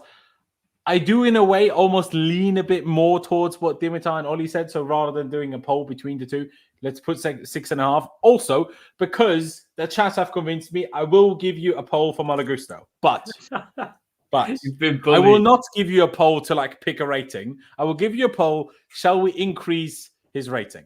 If the vote falls for yes, then we'll give him a 7.5. We're not going to push him up to an 8. Okay? I'm not like anyway. I can't just you make it all fair games. Otherwise, why am I having guests on if the chat is like, oh, we're not happy, and we change the rating completely? So I'll let you change it by a 0.5. But not more than that. So please place your votes in the poll that's just been added to the chat now. And if it does, if yes does win, we'll give him a 7.5. Can we also vote as well? Of course, you can. If you go to the YouTube chat, you can. There you go. I mean, if you want to, you can also vote verbally, but essentially that's what we already did to end up with a 7, didn't you? So there you go. Let's move up the pitch. I guess we go next to Cole Palmer. It's very interesting. The more and more I see him, when we signed him and when the first few games we saw him, I was like, nah, you should be a 10, not a winger. The more and more I'm seeing him play, the more I'm like, maybe I was wrong with that. And I'm still not sure if he wouldn't be better suited as a 10. But his instincts, clearly, his mind is like a right winger. Like the way he always drifts, the way he prefers to be in that half right space. That's what I think. He's almost a mix of both. He can, and him starting in either position allows him to swap to the others. It's almost like a 3-4-3 as a right kind of centre forward would literally be his perfect position. Yeah, quite. Unfortunately, for the first time in 7 years, we don't play that formation anymore, and now we signed him. So yeah, that's that. But yeah, Cole Palmer got an assist with the corner to Thiago Silva, so that's something. Should have scored, but it's weird because he tried it so audaciously. I'm not upset at him for missing. But in a way, I am, because if you just didn't try it so sneakily, you might have just easily scored.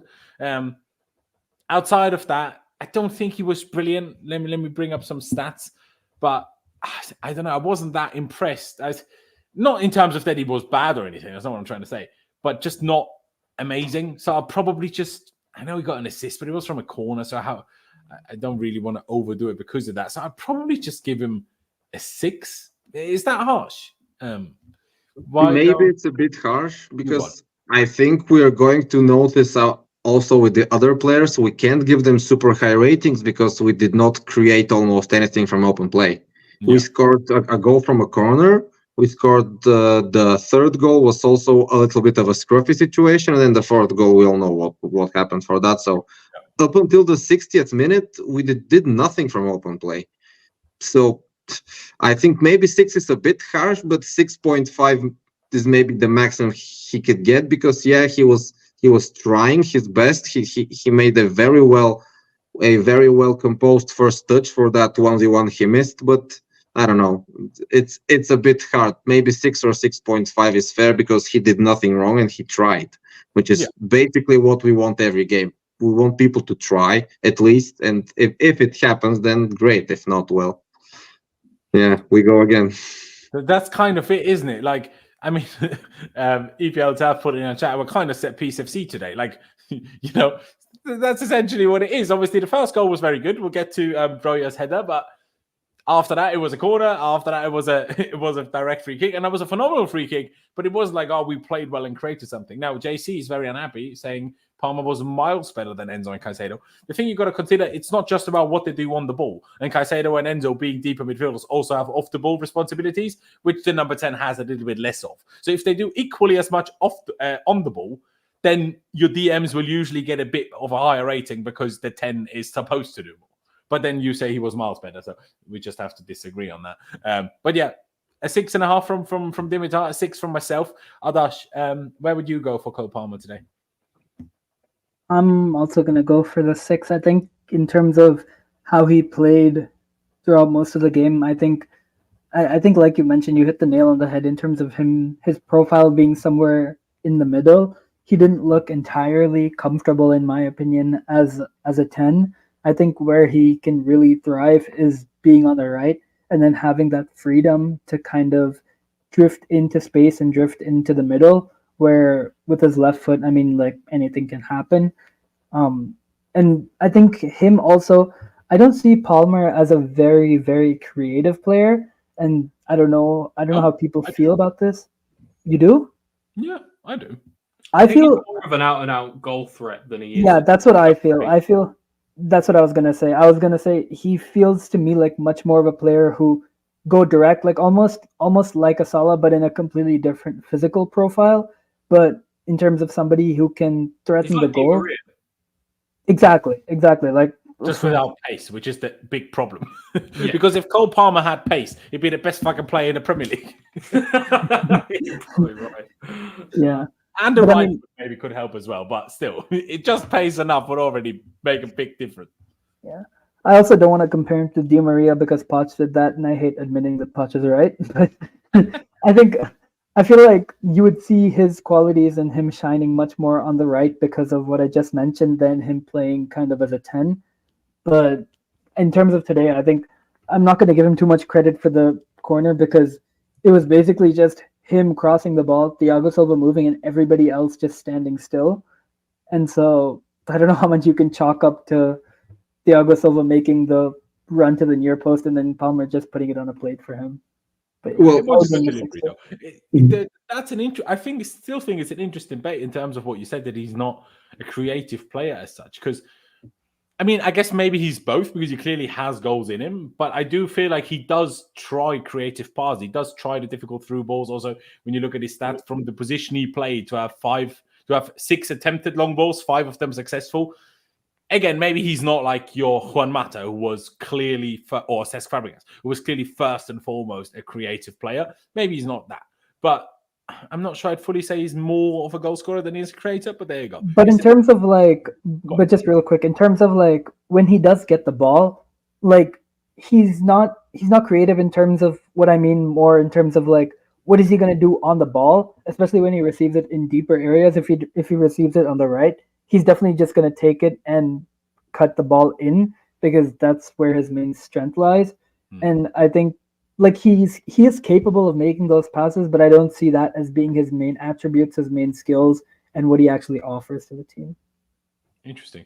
I'm intrigued whether it could still change when we have a better rest of the attack, because obviously there's been issues no matter whether it's Broja or Jackson or Mudryk, whether it's tactical or Mudryk's own issue, always being 25 meters away from the box instead of being in the box when someone has it on the right and could cross. So maybe someone like Nkunku can change how Cole Palmer does things. But yeah, there you go. It's different opinions. That's absolutely fine. I'm not even saying I'm right either. But yeah, there you go. 2 6s and 1 6.5 so far. Ollie, are you going to make it a split, or are you going to go for a 6-2? Or maybe something different? I'm going to make it a split. I'm going to go for a 6.5. It's quite simple for me. I think he didn't have as good a game as Gusto, but I thought he probably had a similar game. Like, he definitely wasn't worse than Enzo or Caicedo for me, but he definitely wasn't better than Gusto. So about 6.5 seems about fair. There you go. Then we'll split it, because it is 2v2. And this time I'm not necessarily leaning anywhere, so I can't just change it to save us the poll. Because the poll, even though we've only had about 30 votes so far, please obviously place your votes if you want to. It's very clear towards you want us to change Malo Gusto's rating. Okay. We'll give him a 7.5. All right. Are you happy then? Please be happy, for the love of God. But I instead give you another poll for Cole Palmer. I'll set it up in just a second as I let the boys move on to speak about. Let's do Mudryk first before we do Sterling. About Mykhailo Mudryk today. Ollie, why don't you go first? Yeah. The usual issue where I'm like, please get on the ball a bit more. Otherwise, was okay. Had a couple of decent moments, but then got taken off before we scored all of our goals. Who knows? Maybe he would have scored some otherwise. But yeah, that's what it felt like anyway. How would you see it, and how would you rate him today, mate? Yeah, he wasn't all that involved today. Couple good glimpses, good moments, but we really kind of need to be seeing more from him. I like Mudryk. I like Misha a lot. I think he actually offers a lot of threat. I don't actually have that much worry about him in terms of him becoming a really strong player for us in the future, weirdly enough. I think a lot of people have anxiety around him about that, but actually I don't. I think it's going to be quite apparent to me that he's going to be one of the top players in the team. He's just not yet. But yeah, wasn't involved enough today for me. I think I would personally give him a 6, because like you say, after he went off, we scored all our goals. Is that a coincidence? Maybe. But at the same time, usually our attack actually gets worse when he goes off. So maybe he was having an off game. I'm not sure. For me, he's I think a 6 is about fair. Average performance, didn't really make much of an impact. Fair dues. Adash, what about you? Would you agree with the 6? If I give him Mudryk a 6, I feel almost a tad harsh. Having given Palmer a 6, there you go. Obviously, Ollie, you gave Palmer 6.5, so that's a bit more fair, I suppose. But in comparison, I do think Mudryk was a bit worse than Palmer. So, Adash, how do you see that one? Would you go with a 6 as well? Maybe below average? Even though that I feel is then again a bit harsh. It's a tough one, isn't it? Yeah, I mean, I think I'm just not sure how much there is to go off of from this performance to actually like give a rating in a sense, because he didn't actually like produce much. He didn't create much. He didn't get on the ball that much in the time that he was on the pitch, in my opinion.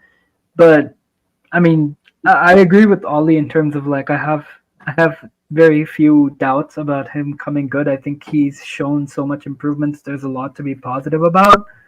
And it's also a thing where I don't know how much of it to blame him versus how much to blame Poch. Like we had the whole discussion earlier. But I mean, I think he just needs to get on the ball more, because that's his biggest asset. And I also feel like again, when we're playing against low blocks or something, when the center backs have the ball, it isn't even necessarily like he's making those runs. I didn't see him, maybe just from the TV angle, but I didn't see him making those runs in behind or trying to threaten using his pace. And so that's one thing that he could do, even if he's starting very deep, which he didn't do today. I'll probably go for a 5.5 to be level with Colwill and Disasi and to be under Palmer in terms of his rating. Fair enough. Something that I didn't necessarily remember. Remember how Broja scored obviously the first great header and then had another header a couple of minutes later. Apparently the cross for that second header was by Mudryk, so that was a good cross. I guess he was also involved in the build-up for that first goal by winning the ball back high up the pitch.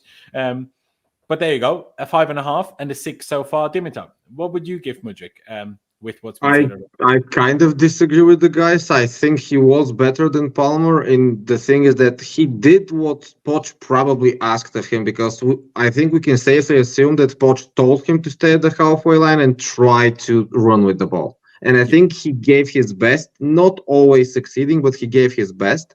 And that's what I like about him. More and more I see he's just trying very hard.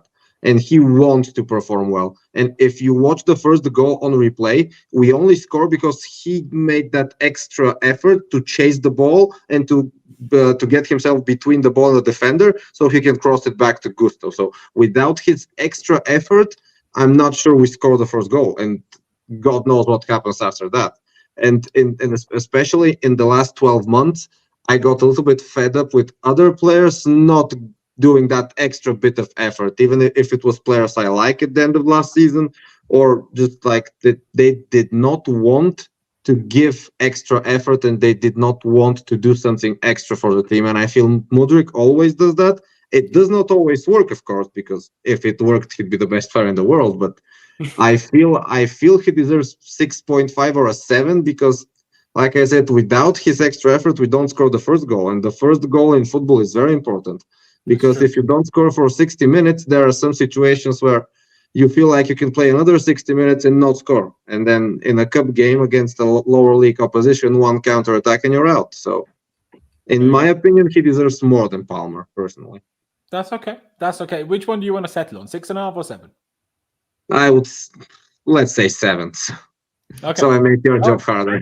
Because I have slightly been reminded of positives, by the chat, by you, that I didn't necessarily have in mind. It's what I find so difficult is, right, I see Mudryk in the first half or until when he came off, be on the left, be super deep. The ball comes in from the left. He's not even really in the box yet. And I agree with him. I think this is an instruction situation. But then he makes the subs, takes Mudryk off. Sterling moves over to the left, and Sterling doesn't do that at all. Sterling is a good 10, 15 yards higher when receiving the ball every time. And I'm not sure if just much more aggressive, but much closer to the box the whole time. Okay, the whole game shifted a little bit. Preston opened up once we scored, of course, and then, there was a bit more spaces to attack. So maybe that's also what made it a bit easier to be close to the box for Sterling in that sense. But I just don't get that. And again, for me, this is not an issue with Mudryk or a Mudryk mistake or whatever. For me, it's just I can't understand why he keeps doing that, because every game I sit there and I'm like, when Mudryk gets the ball, there's always a chance he could do something. Maybe it's because I like him a lot. That's why I think that. But I feel that. But our team doesn't give Mudryk the ball as much as I think it should. And I just don't find that strange. And his runs, that is a weird thing. I think what happened to Mudryk is that obviously he was at Shakhtar for long. He was the young Ukrainian kid coming up. He was probably training with the first team quite a lot before playing regularly. Because what I think they did, they knew he was just so fast, just punt it and he'll run after it. While at Chelsea, the player needs to start the run for a player to play the pass. While Mudryk just waits and would just run after the ball after it's been played. While every other player, you start the run, then the ball gets played, then you chase it. But Mudryk is obviously so quick, and I think in his mind, he just waits there, and then if the ball comes... He knows he can catch up. That's the thing. Exactly. But because he doesn't instigate the run, I feel like it doesn't almost trigger his teammates to play him that ball that he so often could and should receive a bit more. I don't know if that's something he should improve on or if that's, again, a tactical thing. But with someone with this much pace, I just find it weird how there's not more Mudryk in behind run situation. And he's been here for a year now. And in a way, 3 different managers, even if under Posse didn't get to play that much right at the beginning, before Potter got sacked, it's still 3 different managers. And not one of them really used Mudryk with pace in behind as an outlet. We always use Sterling for it. We use Jackson for it. We use Broja for it. Last season, we used bloody Havertz for it. But not Mudryk when he's by far the fastest. I just find it so confusing. But it's I want to highlight one to me as well. When you've got a player as quick as him, why don't you just play it over the top every time? Yeah, absolutely. It is very true. But, if they don't, and Mudryk still wants those passes, then he needs to do something to make sure they happen, I guess, if he can't tell them. But one moment I just want to highlight. Very early in the game, Gusto had a bit of a missed ball control or whatever, and then we got kind of turned over, and then all of a sudden Gusto was trying to turn around, and then all of a sudden you see just Mudryk storming past him, sprinting back like an absolute madman, trying to stop their counter-attack. And I was like, this is 2 minutes in or 3 minutes into the game. And people had the audacity until a few weeks ago to literally talk about how Mudryk doesn't track back. It was the most outrageous stigma against him I've ever seen. It was never been true at all. He's actually very, very well suited to play high tactical football, because I feel like he does everything Poch says to a T. And I think that is why we don't see the best of him, because he's too confined by those following tactics. his instructions perfectly. Yeah, exactly, which is the problem, because they're instructions. I do like Mudryk, his football IQ is maybe not that of a Palmer or that of an Enzo, right, who just see football.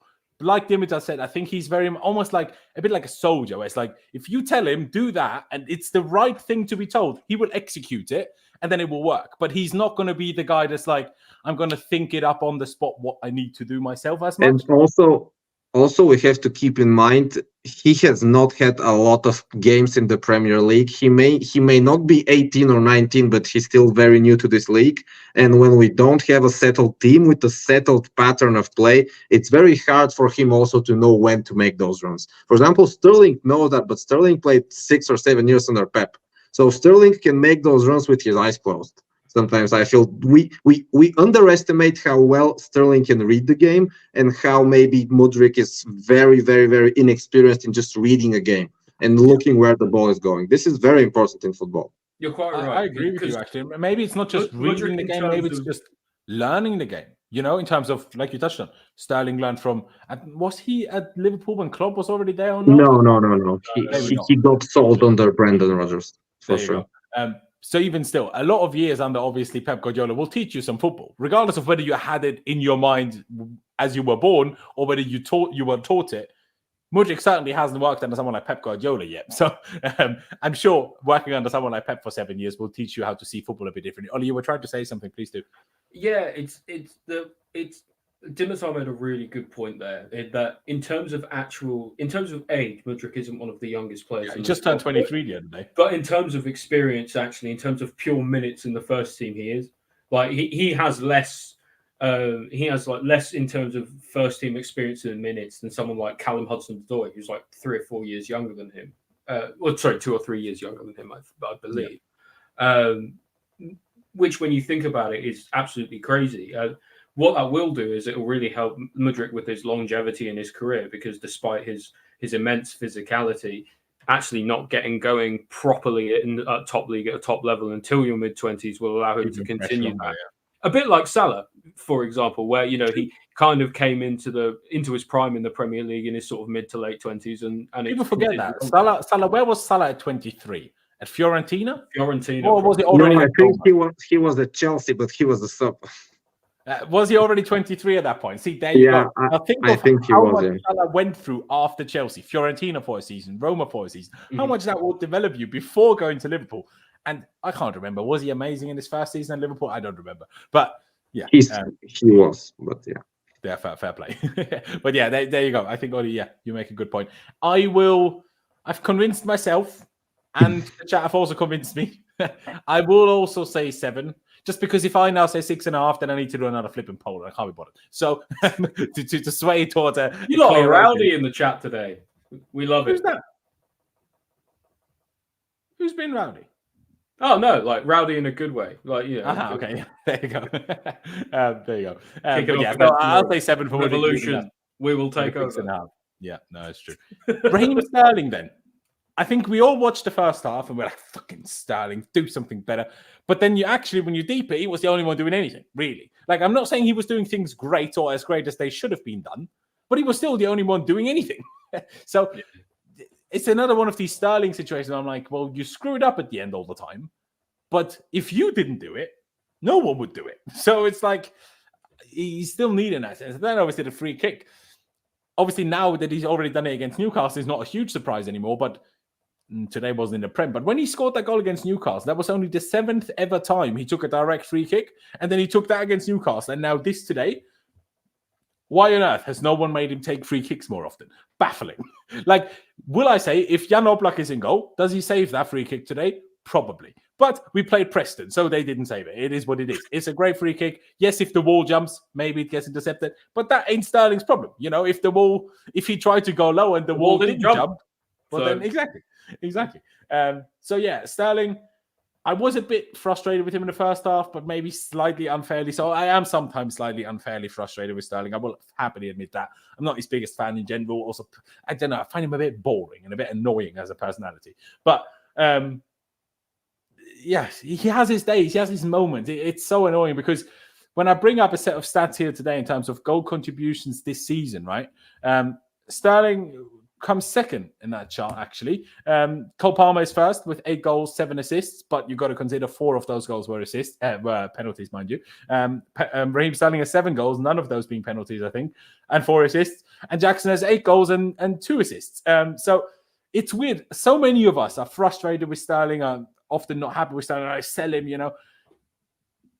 Obviously, he plays a lot. I'm aware that plays a role in all of these stats too. When I see him score that goal and how he did certain things, maybe he also deserves a 7. Or is the goal even enough to say 7.5, considering a couple of us gave Mudryk a 7? It's a tough one. Looking at stats, 91% passing accuracy, 3 out of 6 completed dribbles. Not awful, but 0 out of 4 crosses. That could have certainly been better. Ground duels, 4 out of 10. It's so weird. Like, Mudryk always wins more than 50% of his ground duels. Both, obviously, ground duel stats is both offensively and defensively together. Sterling is always under 50%. I don't know why, because I swear at City, Sterling kept the ball constantly, but for some reason, that isn't able to do that for us all the time.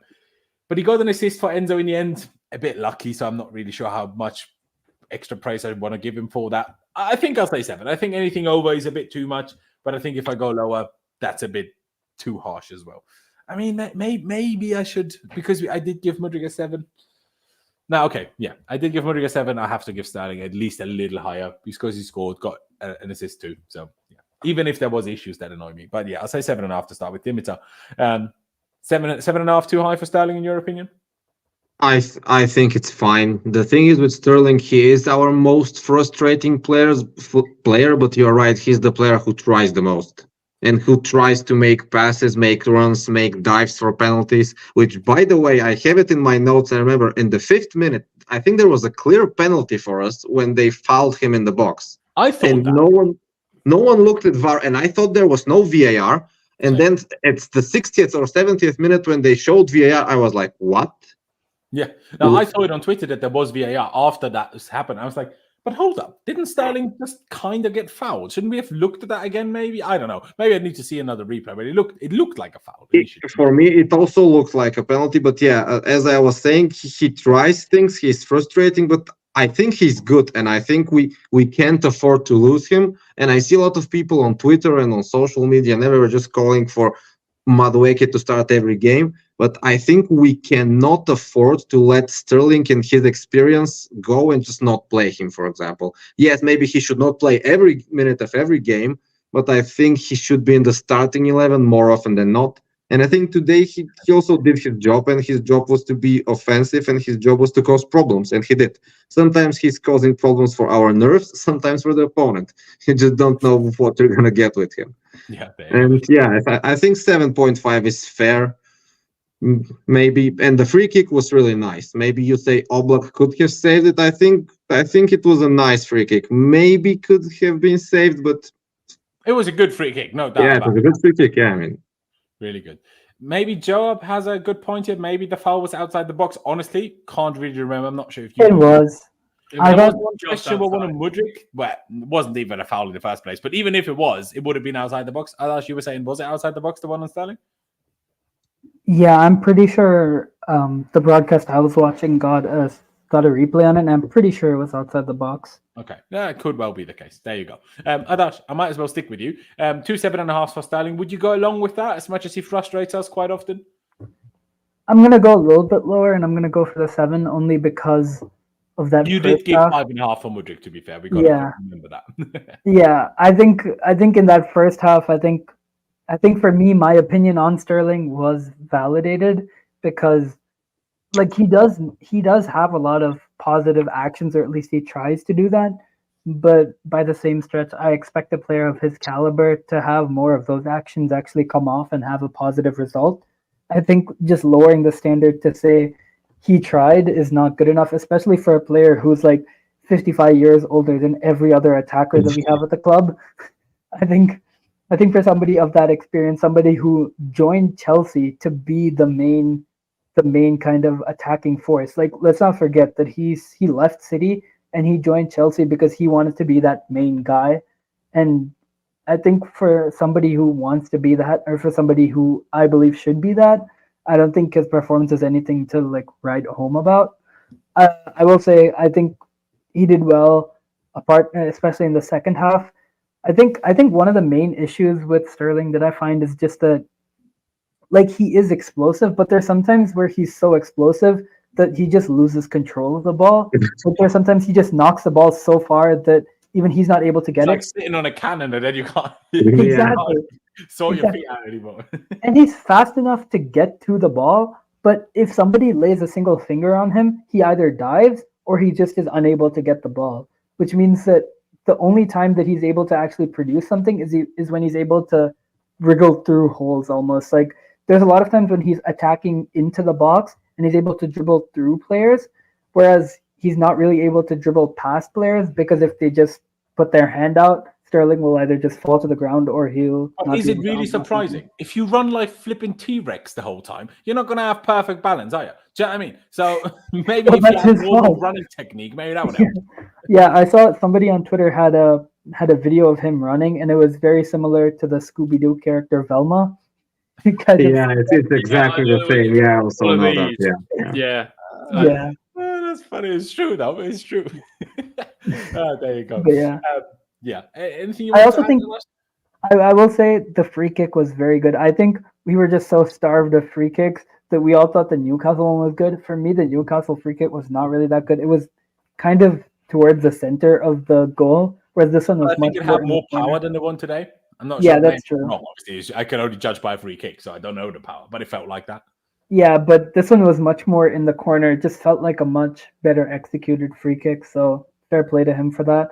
I think just on a last point, you mentioned how you were fairly confident that Mudryk is starting. After today's performance, Sterling is obviously going to start on Tuesday, and I think that Madueke is also going to start on Tuesday. But I don't think he starts Noni. I mean, I say that, but I don't think he takes Mudryk off in this scenario after 60 minutes if he's not supposed to start. Otherwise, but he takes Mudryk off after 60 minutes every game that he starts, doesn't he? True, that's but not necessarily indicative. In recent weeks, when Mudryk was fit, he has also started most games, to be fair. That is true. So, and also, we have to keep in mind, Poch will want to rotate because we have, I think 5 games this month, considering we won today, and there are some teams in the Prem which have only 2 games this month. So, want it or not, we'll have to rotate for sure and take off players at 60 minutes, even if they're playing well. So, I mean, we'll see on Tuesday what the lineup is, but there you go. 2 7.5 and 1 7 for Sterling. Ollie, what are you going to give it? It's quite simple for me. I'll give him a 7 overall. I gave him about, in my head, I was giving him about a 6.5 for his performance and an extra half for the good free kick, which I was impressed with. But other than that, I didn't really see all that much from him today. A couple of times he was trying to be dangerous down that right-hand side, but ideally, as an experienced head in attack, part of City's Centurions and everything, should be breezing past Luton, no problem, really. And he struggled at times today. So I can't really give him more than 6.5 for his performance, but I want to give him a little bit more overall because I thought he was better than Mudryk and he scored a good free kick as well. Fair dues. Fair enough. That leaves us at a 50-50 split once again. So, ladies and gentlemen, you've ever so slightly given Cole Palmer the 6.5. So now, please do vote for Raheem Sterling between a 7 and a 7.5. That would be nice. And we move up to Armando Broja, who scored a brilliant header today and nearly scored another one 2 minutes later. I like Broja. Obviously, people know my girlfriend is Albanian, so she obviously likes Broja. Oh, she's half Albanian, I should say. So there's that, and obviously people know I love a youth player. I'm an absolute merchant for it. Absolutely love it. So those two things combined, I like him a lot. But even I mean, in a game like today, I'm like, mate, I'm under. Like, Jackson is gone now. You've had a fair few chances of late. You've not really taken a single one of them. as much as I like you, if you're not good enough, you need to get gone. But then literally 5 minutes after I was thinking that, he scores an absolutely phenomenal header. And I'm like, this is why I kept saying he does have something that Jackson doesn't have. Because there is no way on God's green earth Jackson ever scores that header. Because Jackson's never scored a header in his life. I mean, maybe he has. But I've never seen it. Because I've not even seen Jackson attempt a reasonable header, if I'm being perfectly honest. And it's something that really irks me. Because in my opinion, a striker needs to be able to head the ball properly. And Jackson cannot. Broja can. But there's so many other things that Broja can't do, unfortunately. But yeah, he wasn't amazing, but he never lost the ball, but essentially had 93% pass accuracy, so that's pretty strong. 1 or 2 successful dribbles. Ground duels, only 2 out of 7. That should be better. Aerial duels, 1 out of 4, should also be better. Then again, it's almost a bit what I said about the Luton game. You're playing as a single striker against 3 centre-backs. You're not going to win in the air. How often are you going to win on the ground? It's a tough one. But he scored a huge goal. So with that said, because I still don't think it was great otherwise, I'm going to give him a 6.5 because I don't think he warrants a 7. But the goal was really, really good. So I'm going to give him a 6.5. A bit unfortunate. I felt that he gets that goal and then gets taken off pretty soon after. Again, it's obviously like Dimitar said, we have a lot of games. Jackson is gone, so he needs to get playing. And also we can't forget he hasn't played that many minutes since his serious injury. And then he was out for another month with another knee injury. So maybe, still keeping it a little bit in check with not overdoing it. But yeah, I'll say 6.5. Adash, why don't you go next? 6.5 for Broja with the goal. Is that okay? Would you go for something different? What would you say? Yeah, I think a 6.5 is fair in terms of his overall performance.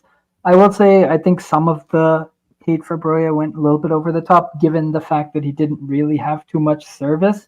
I think his hold-up play isn't necessarily awful. I think in a sense, like, he has this raw explosiveness, power, and speed combo, which means that he's able to hold the ball up, but he holds the ball up for way too long. Instead of holding the ball up and then dishing it out to a winger who's making a run or something, he'll usually take 3 or 4 touches with the ball and go backwards before like setting himself and then making that pass. I think that's something that he needs to improve on in terms of his back to goal aspect of striking. But apart from that, I don't really think he didn't have too many chances where I'm like, you should have scored that, you should have scored that. And then took the first chance that he got really, really well. I think that was a really, really difficult header in terms of the angle that he got and then how far into the corner it actually went. So fair play for him to him for finishing that. But overall, I mean, yeah, whether or not we like it, I think the odds of us signing another striker for January, or at least in the next week or 2 weeks, is like pretty low. So it's going to be Broja until then, and hopefully this goal at least gives him some kind of confidence to spur him on, because he's obviously going to start on Tuesday, and hopefully we can get the win there too. There you go. I think you made a good point in terms of him holding on to the ball. I think that's how you see whether someone's instinctively whether they're a striker or not. Because Jackson doesn't do that. That's why Jackson doesn't shoot in situations where he should.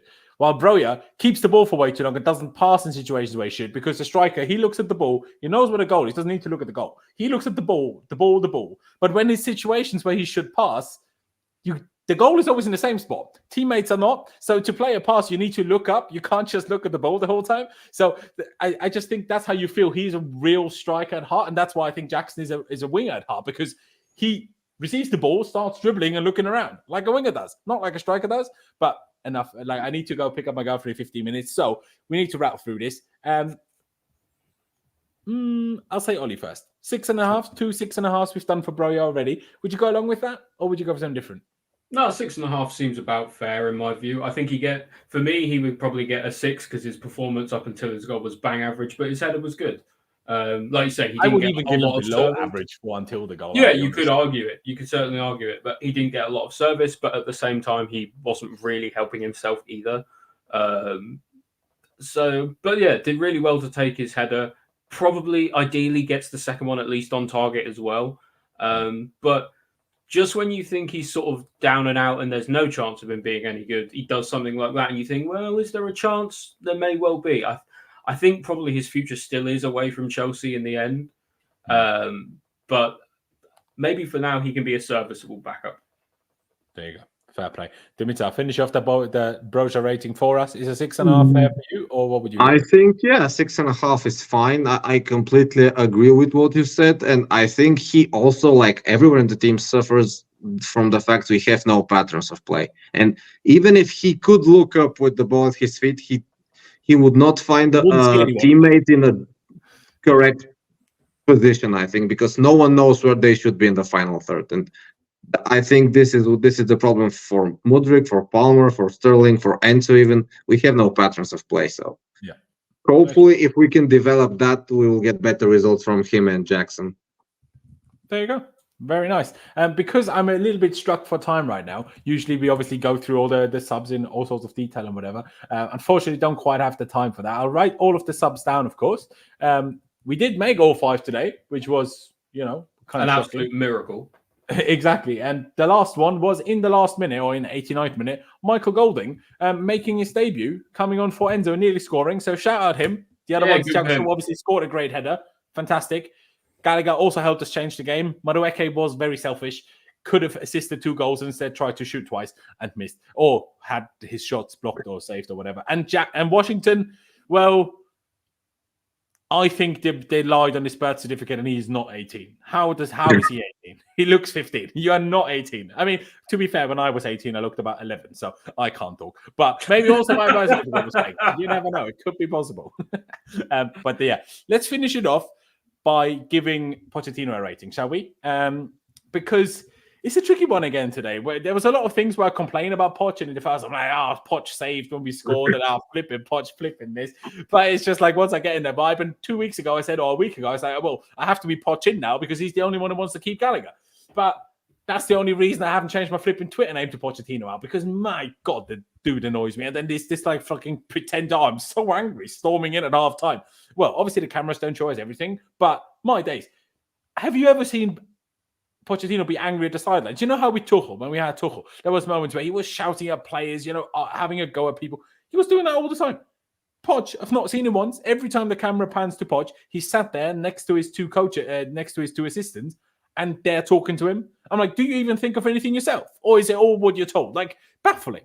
But at the end of the day, the starting 11 with 1 or 2 small exceptions was kind of forced due to injuries. I still think he could be using more academy players against the championship team, but I understand he's under pressure, and obviously the cup is one. I mean, in the first half, it didn't look it, did it? Yeah, no, but my opinion is it wouldn't have been any worse with the first team. Because my thinking is... You may well be right, but... What I worry is, can I just say that just quickly? What I worry about when you play the best players, your 105 million pound Enzo, your 115 million pound Caicedo, all these top players against lower league opposition, is that they don't try as hard as an academy player would, because they're like, it's a lower league opposition, it's a cup game, 3rd round, who cares? Do you know what I mean? We got a semi-final on Tuesday that I want to worry about. While if you play 5 Gilchrist, well, they will flip in, run and scream their lungs out, and probably end up with a better performance. And likewise, the Preston players are going to be much more up for trying to beat a team with Enzo and Caicedo, whereas compared to some 18-year-old academy players. Exactly. There's a balance to strike there, though, for sure. Yeah. Exactly. But we didn't strike a balance. We only played 1 of them. So that's kind of where I'm coming from. Well, but then again, technically, when the average age of our squad is 22, how much younger can you go? Most teams use academy players which are 22. That's the whole problem with the ownership, isn't it? Buying so many young players that you make the academy completely irrelevant. That's essentially what they're doing. Because the way they're doing it, they will also, in 5 years' time, you won't make money from any academy players anymore, because you're buying all the young players, so none of them will be pure profit anymore, because there won't be any homegrowns after you. Let's be honest, right? But the subs worked. In the end, we won 4-0. So as much as I'm not a fan of him in the grand scheme of things, I can't give him a low rating today, can I? So I'll probably say 7. People will say, why not a 9? We won 4-0. I don't care. I'm giving him a 7. All right, deal with it.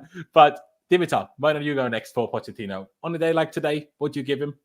I think he still was not sure what to do at halftime, and I think we got a little bit lucky that we scored that goal in the 60th minute, because that was not due to anything tactical. It was just Mudryk decided to chase a ball to the end and won it.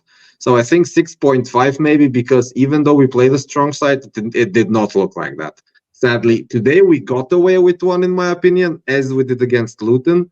And the semi-final against Middlesbrough will be very, very tough, because they will be up for it. They will be up to go to a final, more than Preston were up for it today. So I don't know. And that's another thing. Another benefit to not playing as strong a team today would have been having more fresh players for Tuesday. But yeah, didn't happen. There you go. A 7 and a 6.5. You've kind of made me almost want to change to a 6.5, but I'll keep the 7 for now. Adash, why don't you go next? 1 6.5, 1 7 for Poch. What would you do?